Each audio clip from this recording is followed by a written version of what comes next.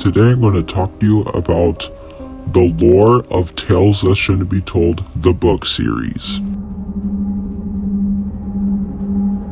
Tales That Shouldn't Be Told is about a female girl by the name of Sharon. In the series, there are signs of her having autism and anxiety, which makes her innocent and sweet. There are 10 books in the series.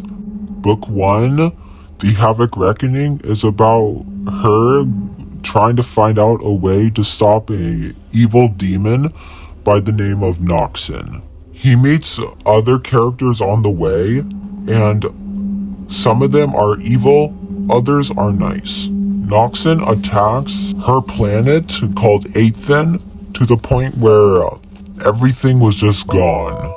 Book 2, Musophobia, is about Sharon, the Protector, Mr. D, Chain Dweller, Claw Angel, Moosely go on an adventure to stop a threat called the hamster virus, and Dark Dr. D.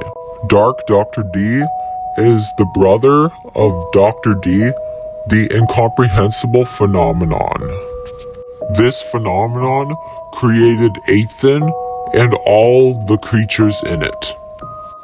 Even the ones that attacked the planet like Noxon, which created the Noxon Files.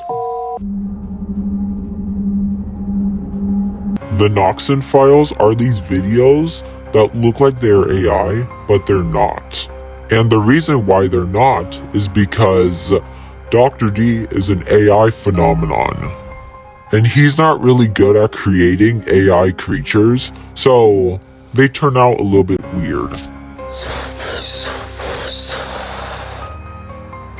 There is a scene in the series that shows that they're AI, or created by an AI phenomenon, which proves my theory.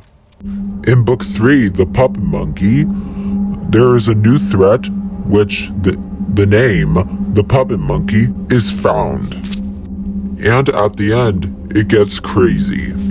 Now let's talk about the more animatronic villains. Dark Dr. D wears stuff that Dr. D wears, and he looks a lot like him. But the difference is, he wears all black instead of all white. Next is the Puppet Monkey. The Puppet Monkey has no legs and walks on its hands. It has 2 plates that have 3 holes in it that make the mouth. The body is all broken and cracked, which makes it look like it has a mummified look.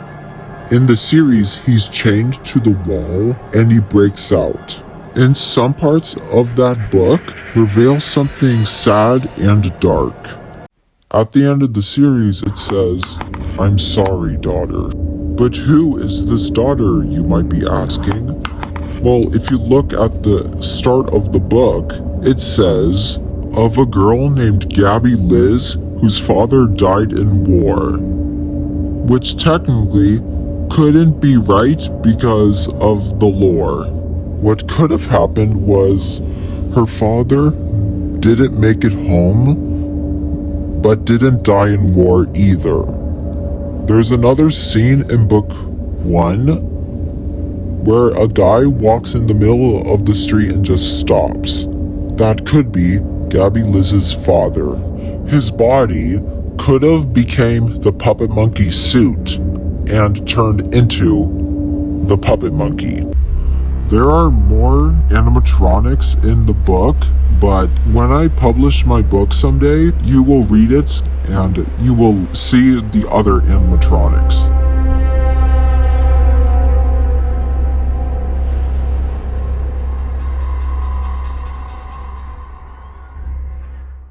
At Book 5, Sharon has to fight something she has never ever fought before. This thing is called the Maw of the Winds. This beast is a storm in the middle of the Bermuda Triangle which in the lore is the reason why planes and ships have been disappearing. This creature is seen to have a lion's face in the storm itself. There is another enemy in this same book that's not part of the Maw of the Winds called Pincher, or could be working for the Maw of the Winds. Pincher is really hard to describe, so I'm going to show you a picture of him instead. Pincher actually kidnaps all of Sharon's friends, and Sharon has to go on her own to try and fight the Maw of the Winds, which is scary because she has autism and anxiety. Through the other 1 to 5 books, they have came across new friends, new characters to come on new missions, and some of them were evil, like in book 6 and 7, where 2 new villains came, Michael the Scarecrow and the Chef.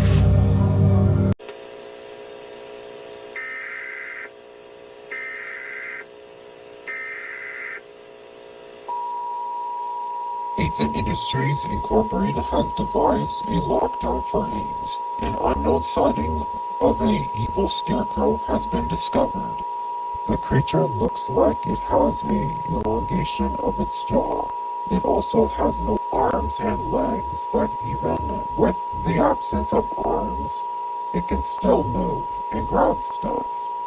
If you ever feel hay grabbing onto your arm, do not panic. Grab onto anything sharp and cut the hay off. If you don't know what they're talking about, Ethan Industries Incorporated is a facility that holds crazed experiments by Dr. D, or Noxon, to be specific. These experiments were attacked by Noxon and turned evil thanks to him. There are 3 different types of experiments. 1, accomplished experiments, crazed experiments, failed experiments. Accomplished creations don't want to hurt humans, but crazed experiments don't mean to hurt humans, and failed experiments mean to do it all the time. Sharon's parents were crazed experiments, but not her grandma. Somehow, miraculously, she survived, which was found out in book 3.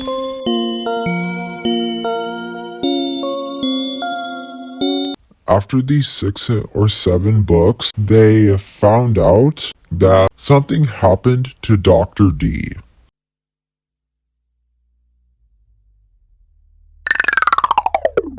A virus came and attacked Dr. D's system and made him evil.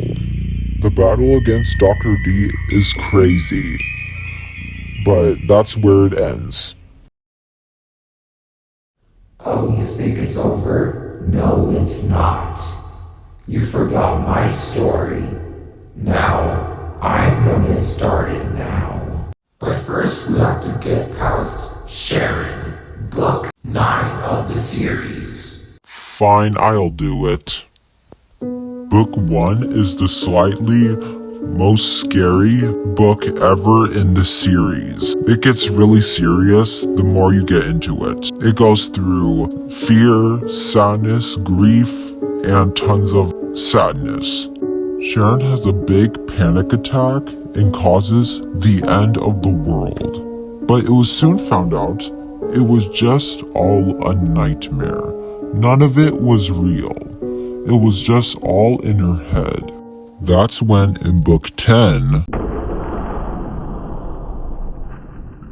a hero came to save them, Triblade. Triblade is a 3 with a cape, who fought Evil 5, Evil 10, Evil 100 in a battle for the ages. That's when something came out of a dark door, and it was huge.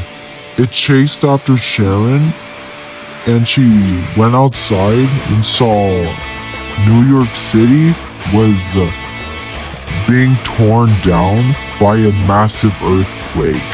And the days were going by so fast, and there was no way out for her.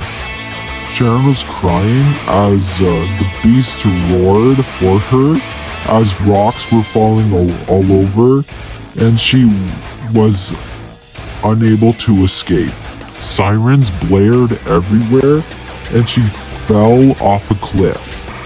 She grabbed hold of a rope, and she was dangling as the thing crept out of the fog and roared at her face.